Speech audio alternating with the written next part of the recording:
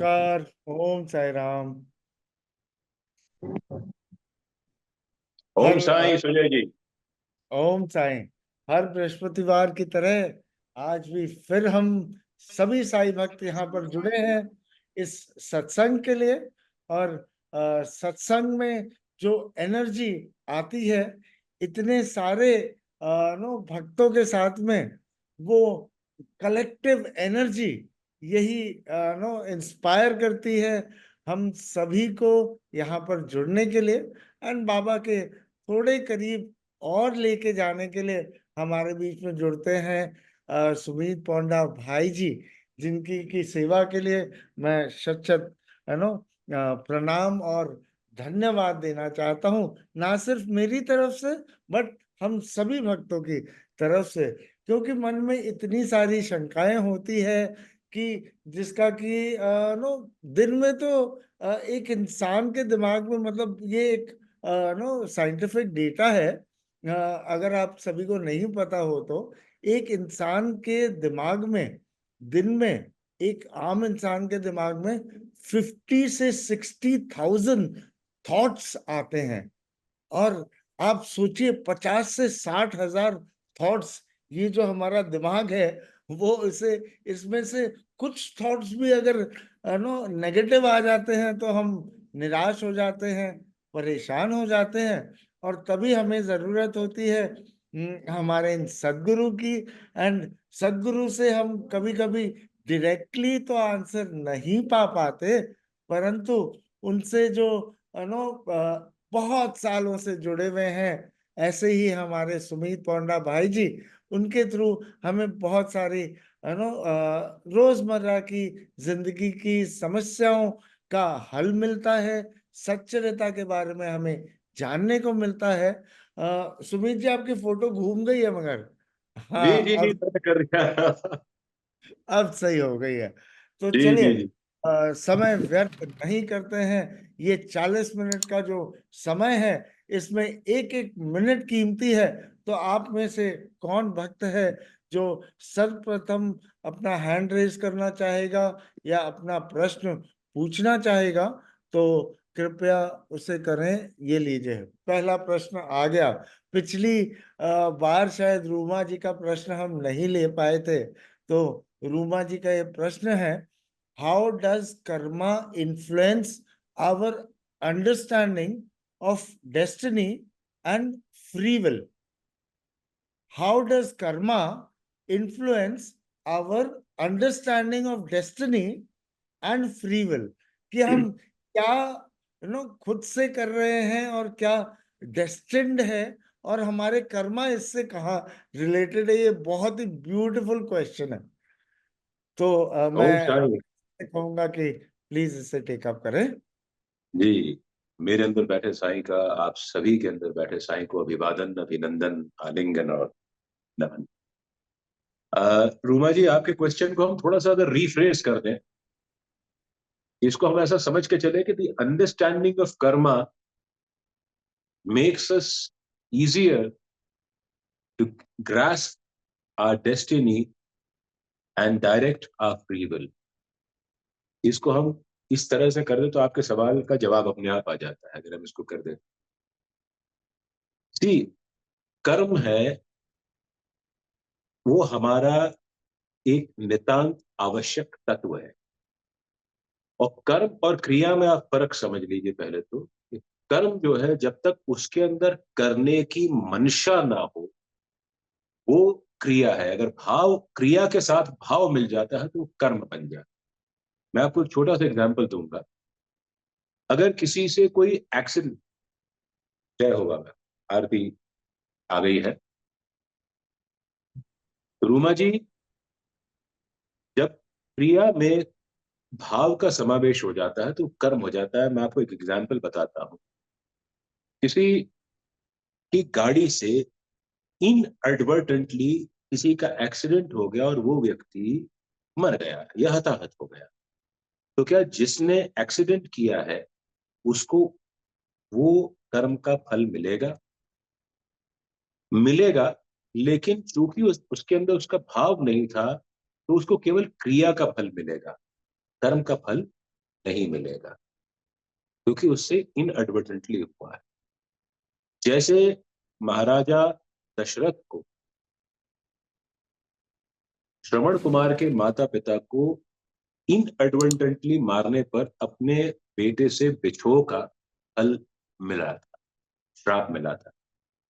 या भीष्म पितामह ने किसी जमाने में कोई 100 जन्मों पहले किसी कारण से कुछ निर्दोष प्राणियों को उनके बांधों से बींध दिया था, तो उनको उस शैया पर, बाणों की शैया पर सोना पड़ा था। या हम ये मान के चलें कि जब धृतराष्ट्र के 100 पुत्र मर गए, तो उन्होंने पूछा कि मेरी गलती क्या है। तब उनको दिव्य दृष्टि से समझाया गया कि आपने कई 100 जन्मों पहले एक साथ एक जाल में कोई 100 मधुमक्खियों को घेर करके मार डाला। तो ये सारी बातें हैं कि कर्म जब तक नहीं हुआ है वो हमारा गुलाम। कर्म जब हो जाता है तो हम उसके गुलाम हो जाते हैं, क्योंकि कोई भी कर्म अपना फल दिए बिना कभी भी शांत नहीं होता। सिवियरिटी डिपेंड करती है उस फल की कि कर्म कितना खराब तरीके से किया गया है, कितनी तीव्रता से किया गया, कितने अच्छे तरीके से किया गया। अच्छे कर्मों का फल अच्छा मिलता है और बुरे कर्मों का फल बुरा मिलता है। कर्म को हम 3 हिस्सों में बांट सकते हैं: क्रियमाण, प्रारब्ध, और उसके बीच में हमारा एक वो कर्म जिसका फल अभी पका नहीं है। क्रियमाण कर्म वो जो कि कर्म अभी हुआ नहीं है, जो हमारे कंट्रोल में है। जिसका फल पका नहीं है वो कर्म जो हमसे पहले हो चुका है लेकिन उसका फल हमको मिला नहीं। और प्रारब्ध वो कि जो डेस्टिनी बन चुका है, जिसका फल निर्धारित हो चुका है और वो पक गया है। तो यदि हम इन को मान करके चलें तो साईं सच्चरित्र में कहा गया है कि मेरे नाम के स्मरण से जन्म जन्मों में किए गए पाप शांत हो जाते हैं और आने वाला कर्म सुधर जाता है, बाबा का कहना। इसको आप पहले वाले जवाब के पहले वाले हिस्से से और इसको दोनों को क्यों रिलेट करेंगे हम? प्रारब्ध वो है जिसका हम पहले हमारे फल निर्धारित हो चुके जो हमको भोगना है। नाउ व्हाट हैपेंस कि जब हम साईं के नाम का स्मरण करते हैं तो वो साईं का नाम स्मरण करने से हमारा प्रारब्ध, हमको भोगना तो है लेकिन वो हमको दुखी नहीं करता। दुख आता है मगर दुखी नहीं करता, और सुख आता है तो वो हमको उच्च श्रृंखल यानी दिमाग खराब नहीं कर देता। मेरा नाम जपने से तुम्हारे आने वाले कर्म सुधर गए। जब हम साईं का नाम लेते और पूरे भाव के साथ लेते तो हमारा मन चाह करके भी खराब कर्मों की ओर आकर्षित नहीं होता है। तो जो फ्री विल है आपका प्रश्न, वो फ्री विल है which you are at absolute liberty to exercise। उस समय साईं का नाम जपने से आपके अंदर विवेक आ जाता है और आप अपने फ्री विल को डायरेक्ट कर देते हैं या तो अच्छे की तरफ, या अगर साईं के नाम जपने में केवल आप उसको रस अदायगी कर रहे हैं, मैकेनिकल तरीके से जप रहे हैं, उसके अंदर अगर भाव नहीं है तो आपका कर्म खराब की ओर चला जाएगा, वो खराब का फल आपको देगा। कभी अच्छे कर्म और खराब कर्मों के फल एक दूसरे को नलीफाई नहीं करते हैं।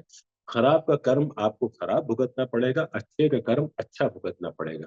तो कर्मों का फल शांत करता है साईं का नाम, जो उनकी तीव्रता होती है अच्छे या बुरे की, वो धीरे धीरे आपको उसके प्रति इम्यून कर देते हैं साईं। नाउ डेस्टिनी, डेस्टिनी से you can not escape, that is for sure. Baba ने भी कहा है सच्चरित्र में कि हत्या का, ऋण का और अपमान का, इन तीनों का बदला तो हमेशा चुकाना पड़ता है। तो यदि आपको ऐसा महसूस होता है कभी कि मेरे साथ कुछ ऐसा हो रहा है या कोई मेरे से जबरदस्ती मुझे बेवकूफ बना के पैसे ले गया, तो उसके दो ही आपको तरीके हैं सोचने के। या तो ये समझिए कि आपके कोई पुराने कर्म है वो शांत हो गए, और या कोई आपको नए ऋणानुबंध में बांध गया है, जो आपके पैसे जबरदस्ती ले गया है वो आपको जबरदस्ती साईं बाबा उसको वापस लौटवाएंगे।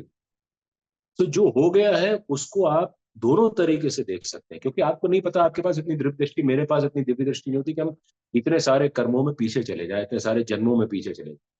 हमें जो भोगना है हम भोग रहे हैं, हमसे जहां तक हो सके हमको फ्री विल में विवेक, जो साईं का नाम लेने से, उनकी भक्ति करने से, निष्काम निश्चल भक्ति करने से जो विवेक जागृत होता है, उससे हमारी फ्री विल कभी डाइवर्ट नहीं होती है। तो ये नट शेल में कर्मों के ऊपर हम बात कर सकते हैं। इसका बहुत लंबा टॉपिक है। जैसे अ, उसके साई सच्चरित्र में डॉक्टर पिल्लई, चिदम्बरम पिल्लई की कहानी आती है। बाबा ने उसको कहा कि तू क्यों इतना, उसको जब पैर में नासूर हो गया था, तो बाबा ने कहा कि तू इतना बिलबिला रहा है दर्द से, बस 10 दिन तू शांति से बैठ जा, 10 दिन में तेरे कर्म कट जाएंगे। तो doctor Chidambaram Pillai being a doctor, बुद्धिमान व्यक्ति थे, उन्होंने बाबा से कहा कि बाबा कुछ ऐसा जतन कर दो कि मेरे ये कर्म अगले 10 जन्मों में एक एक दिन करके कट जाए। तो बाबा ने कहा, मूर्ख आदमी, तू जो तेरी तकलीफ 10 दिन में खत्म होने वाली है, उसको तो अगले 10 जन्मों तक क्यों डेफर करना चाहता है? 10 दिन शांति से बैठ, 10वें दिन एक कौवा आएगा, तेरे जख्म पर, तेरे नासूर पर चोंच मारेगा, और चोंच मार करके तेरे नासूर उड़ जाएगा और तू शांत हो जाएगा।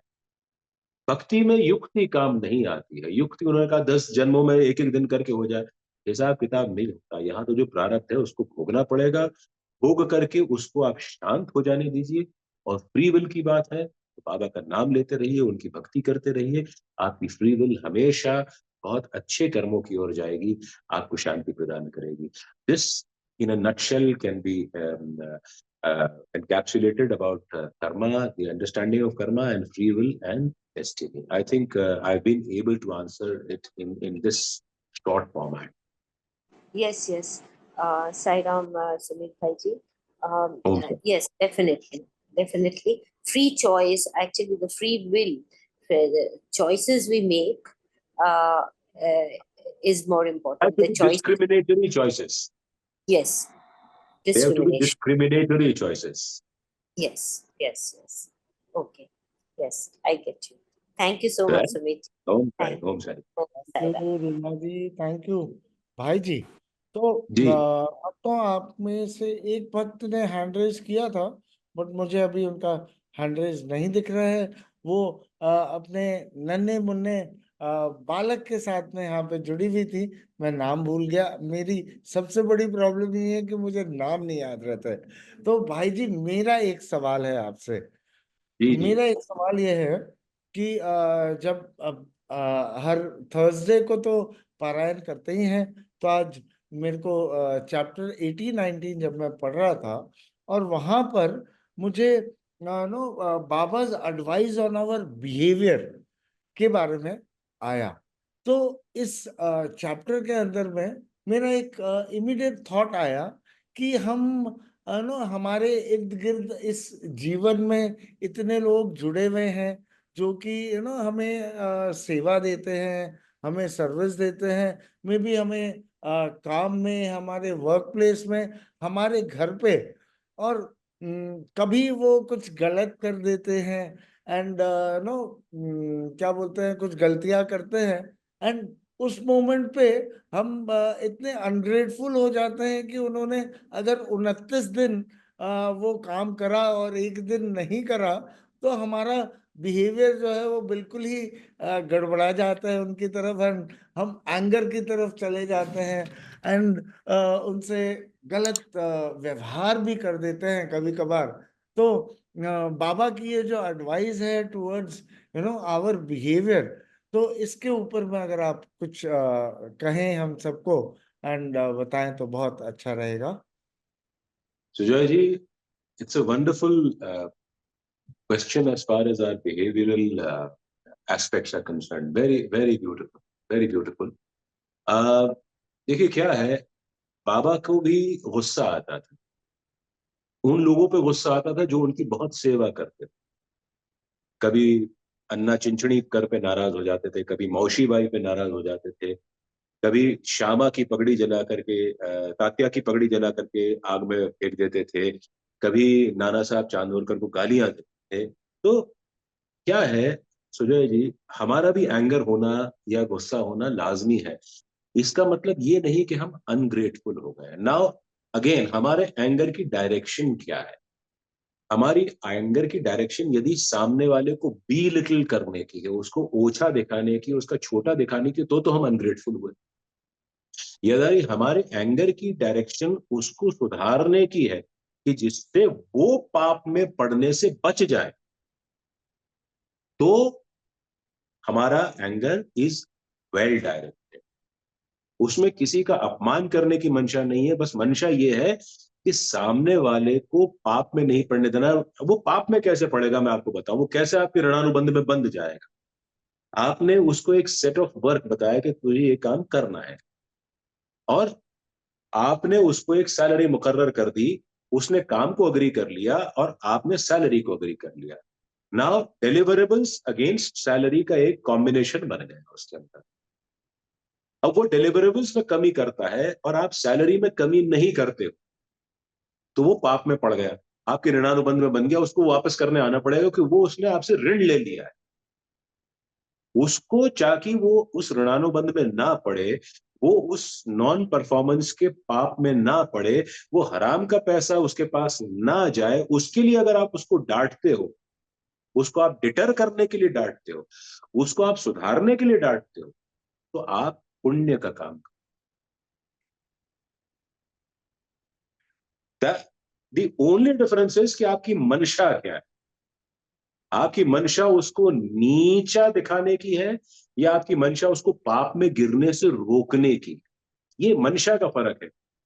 मंशा अगर आपकी गलत है तो वो आपके पास उसका अपमान का फल लौट के आए, और यदि आपकी मंशा है कि वो बेचारा पाप में ना पड़े, वो फालतू के ऋणानुबंध में ना बंधे, तो then you are doing a human service. आप उसके ऊपर एहसान कर। Thank you so much. I mean ऐसा थॉट प्रोसेस भी कभी जिंदगी में आ नहीं सकता था जो जितना ब्यूटीफुली आपने इस नो इस प्रश्न को समझाया। आई मीन इतनी सरलता से समझाया। I would like to say that it's beautiful. अब इसके कनेक्शन में हम कई बार ऐसा होता है, हाँ, जब ये कंटिन्यू हो रहा है कि कुछ नॉन परफॉर्मर्स होते हैं एंड हमें उन्हें नौकरी से निकालना होता है, राइट? कि भाई आप नहीं परफॉर्म कर रहा तो हम इसे कितने दिन नो और आगे बढ़ा सकते हैं। बट वहां पर एक दिल में एक बहुत बड़ा ये आता है कि ये 2 साल 5 साल से हमारे साथ में है, इसकी फैमिली है, इनके बच्चे हैं।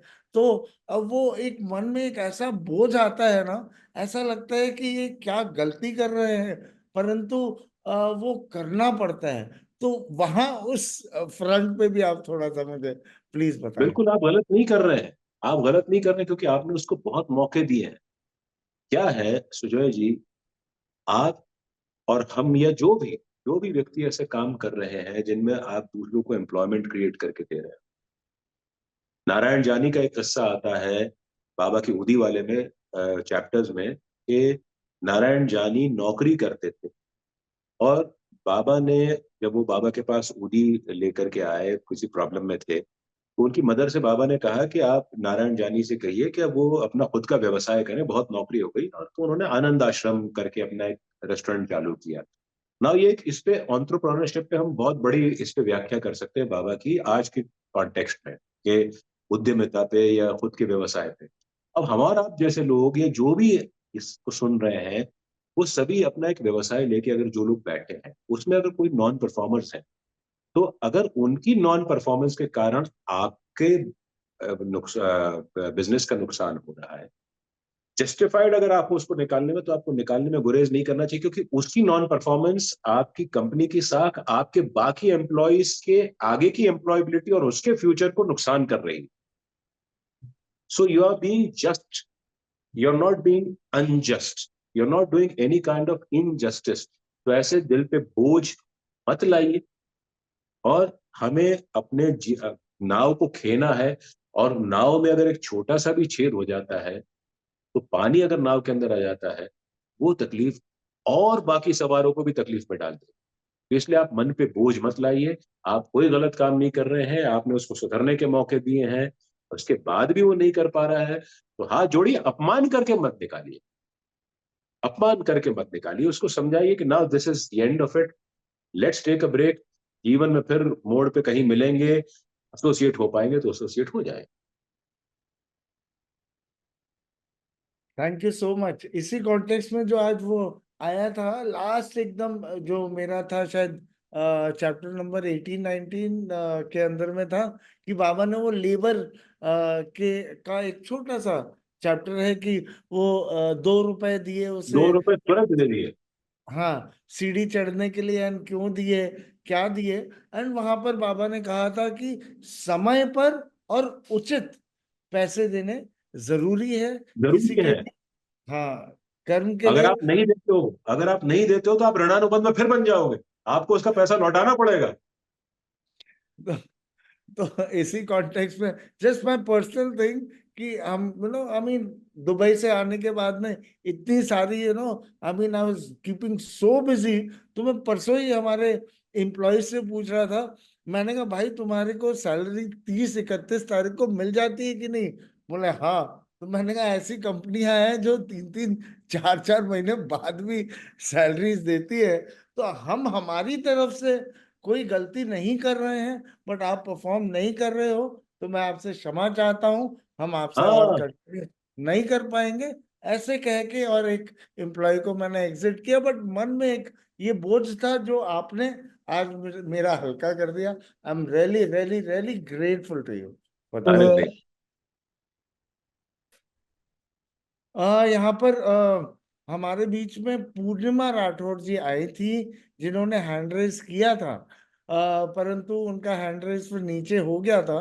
तो पूर्णिमा जी, क्या अपना प्रश्न पूछना चाहेंगी? आपके बेटे के साथ में आप यहाँ पर जुड़ी हुई हाँ हैं, तो हाँ हाँ, आ, मुझे पूछ। जी, आपके बेटे का नाम तो पहले बताइए सबसे पहले, आपके साथ जो खेल रहा है वहां पर। बेटी थी आपके, पहले, अब ये हृदय है। प्रेक्षा मेरी बेटी का नाम है। रिक्शा। देखो अच्छा, एक मिनट, 2 बच्चे। बेटा एक थैंक, मिनट। आप हाँ अपना मुझे प्रश्न। आज ना, हाँ, ओम साई राम। मेरे ना ओके। हस्बैंड आज जा रहे थे, तो उनके साथ में जो मतलब ड्राइव कर रहे थे, इसी सामने से घर से नीचे जा रहे थे, और जो ड्राइव कर रहे थे उनसे एक्सीडेंटली एक काफ सामने आ गया। वो गाड़ी के नीचे भी आ गया। तब उन्होंने बचाने की कोशिश करी, बट वो कैसे सडनली एकदम नीचे आया, कुछ समझ में नहीं आया उस समय हमें। मैं तो बहुत डर गई थी कि आज तो साईवार है, गुरुवार है, और आज के दिन इस तरह से हमारे हाथ से हो गया। हालांकि मेरे हस्बैंड नहीं ड्राइव कर रहे थे, ड्राइव तो कोई और कर रहा था, लेकिन मेरे मन में एकदम ऐसे आ गया कि इसको कुछ हो जाएगा, काफ को कुछ हो गया। मुझे ऐसे ही लगा था कि काफ जिंदा बचा ही नहीं है। और मैं तुरंत दौड़ के अंदर आई और मैंने बाबा को प्रे करने लगी। मैं जैसे ही प्रे करके, और मैं मतलब रोने ही लगी कि आज ये क्या हो गया बाबा, आज के दिन तो ऐसे नहीं होना चाहिए था, और हमसे तो होना ही नहीं चाहिए था, ऐसे कैसे हो गया ये। और ये पाप का प्रायश्चित भी कैसे करेंगे हम लोग, अगर ऐसे उसको कुछ हो गया है तो कैसे करेंगे। और जब मैं बाहर आई, तो वो कफ बाहर निकल चुका था। कैसे निकला मैंने वो सब कुछ देखा ही नहीं। मेरे हस्बैंड खाली मुझसे कहा कि बेटाडाइन लेके आओ तुम, और वो उसको काफ को बेटाडीन लगाने के लिए उसके पीछे पीछे पीछे पीछे भाग रहे थे, वो भी भाग रहा था। वो ठीक था, उसको कुछ भी नहीं हुआ, उसके बॉडी में भी कुछ भी नहीं आया, बस थोड़ा सा ऐसे थोड़ी खरोच तो आती है, जरा सी वो खरोच आई। लेकिन अगर वो मर जाता, काफ अगर उसको कुछ हो जाता, तो उसका दोष मेरे हस्बैंड को भी लगता, या जो ड्राइव कर रहा है उसी को लगता। देखिए, जो हुआ नहीं है उसके लिए बाबा का शुक्रिया मनाइए, और वो तो इतना मैंने दिमाग, बाबा को ही बस बोला जाके ऐसा वापस। ऐसा आप ऐसा मत सोचिए कि ऐसा जीवन में कभी कुछ होगा। जो हुआ ही नहीं है उसको आप तो ऐसी बात कर रहे हैं कि वो कौन सी फिल्म का डायलॉग था, मैं और मेरी तन्हाई अक्सर ये बातें करती हैं कि तुम होती तो कैसा होता। अब जब तुम हो ही नहीं तो क्या बात करेंगे। तो ये तो अब जो हुआ ही नहीं है जो किस्सा, उसके बारे में आप क्यों दिमाग इतना खराब कर रही हैं। बाबा का शुक्र मनाइए, और उस काफ के प्रति आप हाथ जोड़ करके उसको खरोचे आई हैं, उसके लिए आप अपना मन में प्रायश्चित कर लीजिए। उसकी आपने परम पट्टी करने के लिए आपके हस्बैंड पीछे भागे, तो जाहिर है आपके हस्बैंड पे कोई बात नहीं आती, और वो भी एक्सीडेंटली होता, किसी दूसरे व्यक्ति से भी हुआ है, अगर होता तो होना था, वो चीज हो गई। अब उसमें किसी का नुकसान नहीं हुआ, जो उसके घाव हैं, छोटे मोटे खराश हैं, वो भर जाएंगी, बस बात खत्म हो गई। आप मत सोचिए, बाबा का शुक्र मनाइए, और इन बेकार की चीजों में अपना दिमाग मत दौड़ाइए कि किस पे पाप लगता, क्या लगता, जब हुआ ही नहीं है पाप तो क्यों लगेगा। फिर भी दिमाग तो घूमता ही है ना कि अगर मत हो करिए, मत जाता करिए, तो। आप खुश जैसे होइए, आप खुश होइए। हाँ। बस किसी किसी निर्दोष जीव की हत्या या उसके प्राण आपके कारण, या आपके हस्बैंड के कारण, या उनके दोस्त के कारण नहीं था, बस।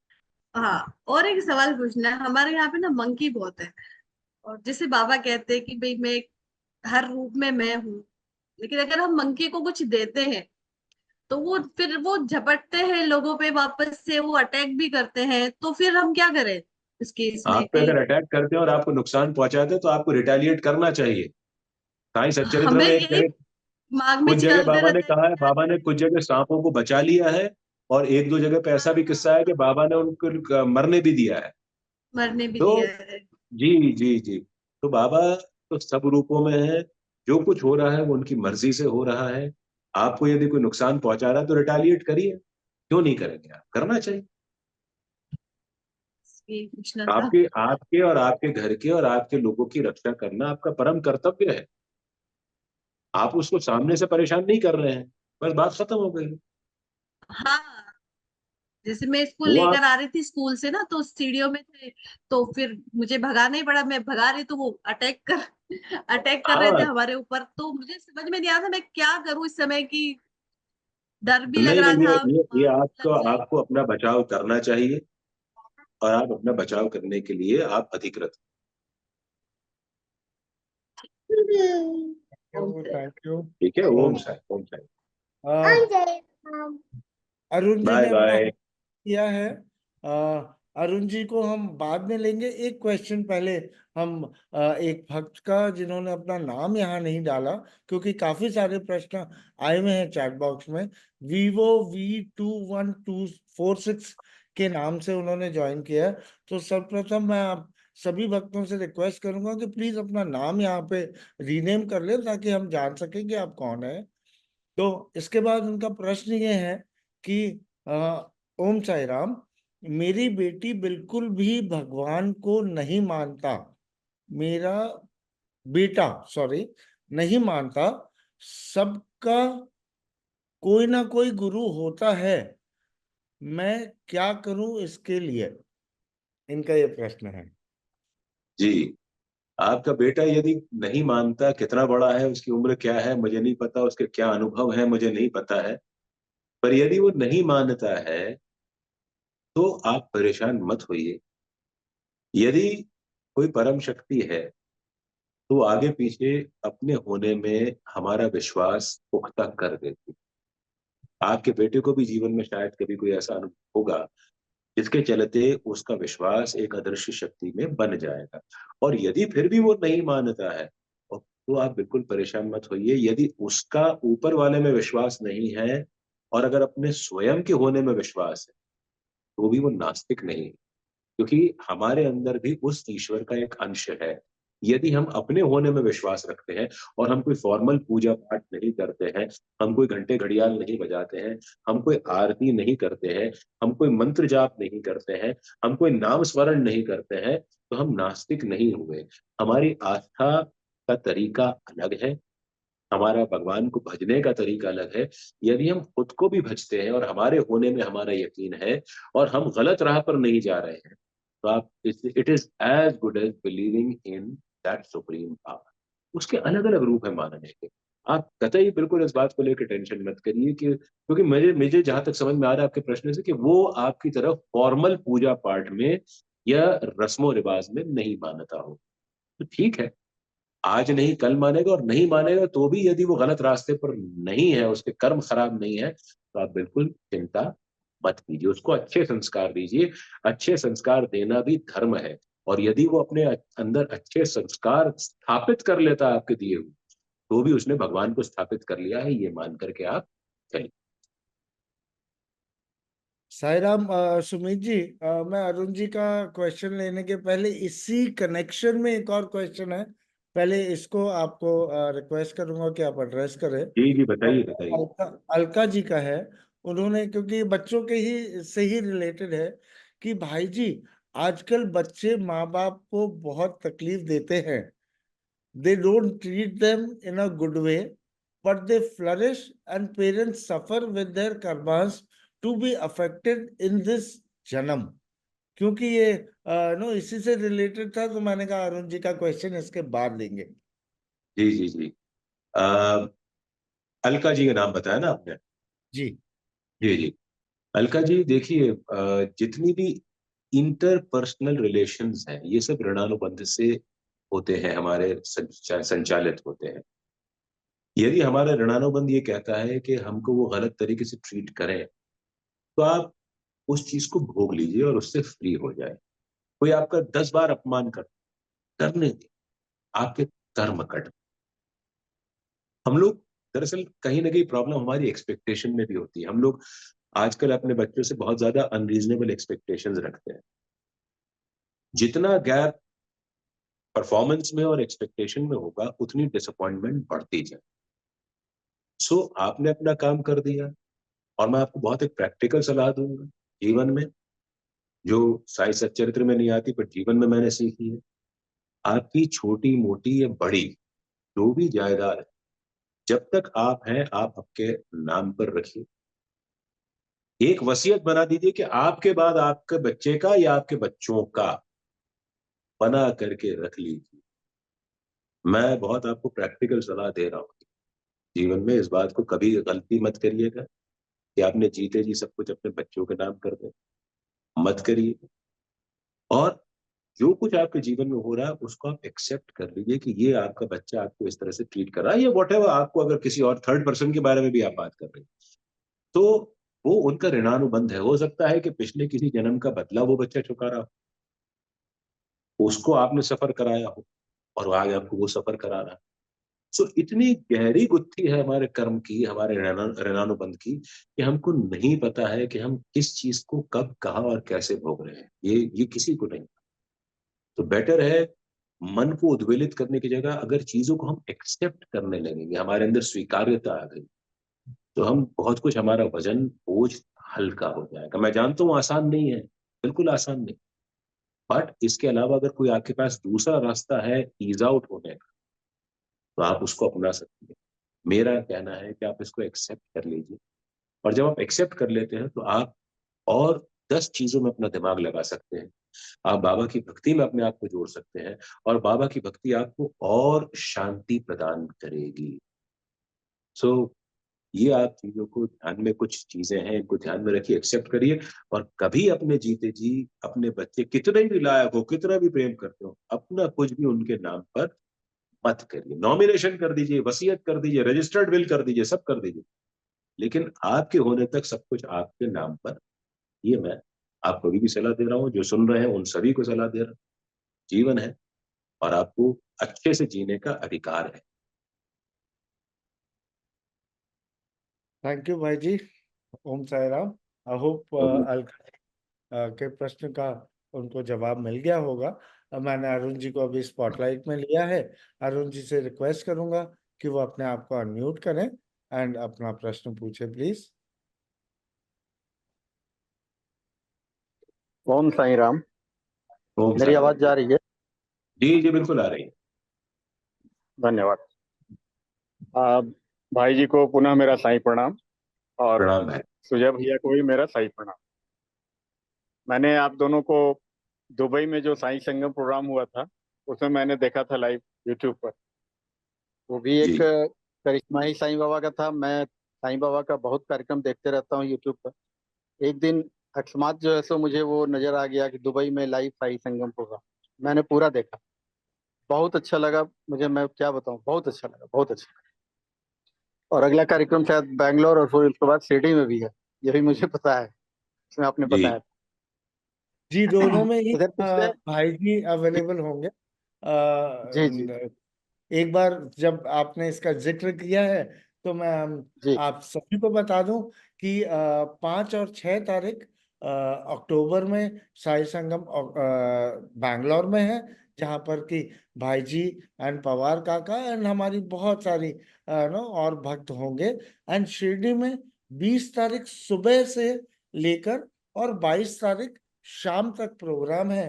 कुछ भक्त मुझे बार बार पूछ रहे हैं कि हम कब पहुंचे, तो मैं उन सभी को बता दूं कि या तो आप 20 तारीख एकदम सुबह पहले पहुंच जाए या फिर 19 की शाम को पहुंच जाए एंड 23 की अपनी रिटर्न रखें तो बेटर रहेगा। हम अभी नवंबर का शिरडी का प्रोग्राम अभी आगे हम बढ़ा ही नहीं पा रहे, क्योंकि दुबई से ही अभी हम पार नहीं पाए हैं एंड बैंगलोर जस्ट सर पे है। तो बैंगलोर खत्म होने के बाद ही हम शिरडी को आगे बढ़ाएंगे, उसकी डिटेल्स जो है वो सारी देंगे। बट आप में से जो भक्त यहाँ पर जुड़े हुए हैं उन सभी को बता दूं कि आप इस तरीके से अपना प्लान कर सकते हैं शिरडी का। Sorry to interrupt, please Arun ji continue. धन्यवाद। आप भैया मैं पिछले कुछ दिनों से काफी परेशान हूँ। मैंने ऐसे मुझे लगता है कि मैं तो बचपन से ही साईं बाबा को जान रहा हूँ, उनकी भक्ति कर रहा हूँ, बट वो मेरे माइंड में नहीं था उस समय। मैं जब होश में आया तो मैं साईं बाबा मुंबई में था, मैं 5th 4th क्लास में था। सेंट्रल स्कूल नासिक में मैं पढ़ता था, मेरे पापा एयरफोर्स में थे। तो वहां पर मैंने साईं बाबा का जिक्र सुना बचपन में, जब 4th 5th में था। और उसी समय से मेरे जहन में कुछ आया कि साईं बाबा हैं, एक शक्ति हैं। और उसी समय से मैं उनकी भक्ति में हूँ, from that time. It is near about 1970-71 से।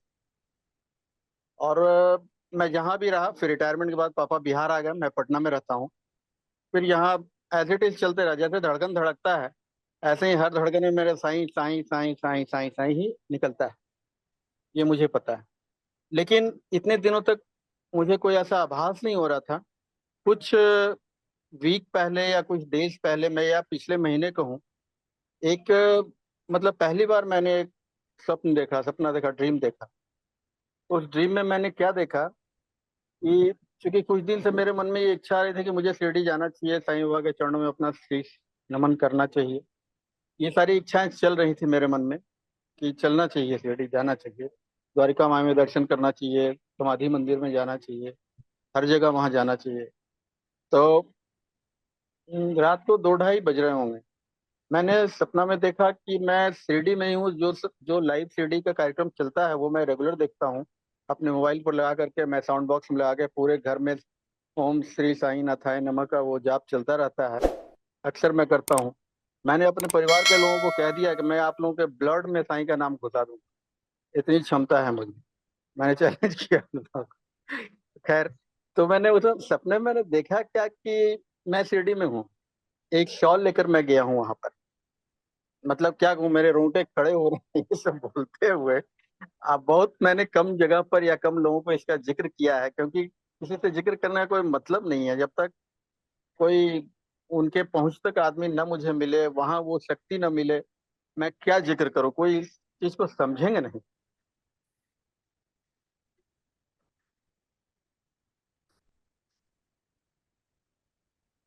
सॉरी।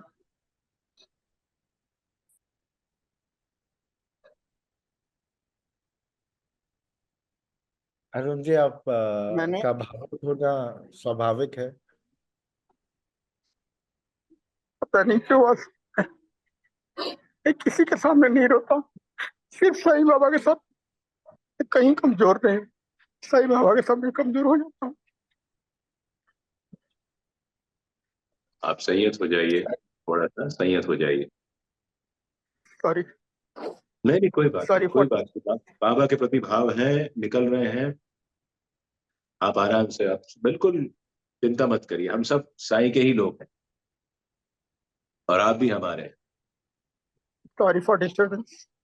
नहीं नहीं नहीं, बिल्कुल नहीं, आप चिंता मत करिए जी। ये बात ही ऐसी है कि क्या बताऊं। मैं सिटी गया, वहाँ शॉल लेकर आप मैं गया शॉल हूँ। लेके बाबा की समाधि की तरफ जी।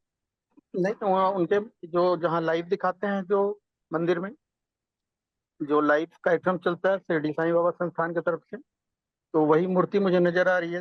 तो पंडित बैठे रहते हैं वहां पर जो प्रसाद देते हैं और फिर फूल देते हैं। तो मैं लेफ्ट साइड से गया हूँ और मैंने किसी पंडित को भी कुछ नहीं कहा है, डायरेक्ट साईं बाबा के पास में चला गया, जबकि वहां तक जाने की शायद ही अनुमति होगी। मैं वहां चला गया, मैंने शॉल बाबा को ऐसे दूर से ऐसे चढ़ाया, तो साईं बाबा पता नहीं उन्होंने मुझे क्या अनुभूति अनुभूति दी कि गले लगो मुझसे, और मैं शॉल के साथ उनके गले लग गया। बहुत देर तक गले लगा रहा, करीब 4-5 मिनट तक मैं गले लगा रहा। फिर एक बैग मेरी नींद खुल गई, हड़बड़ा करके, करे ये क्या हो गया।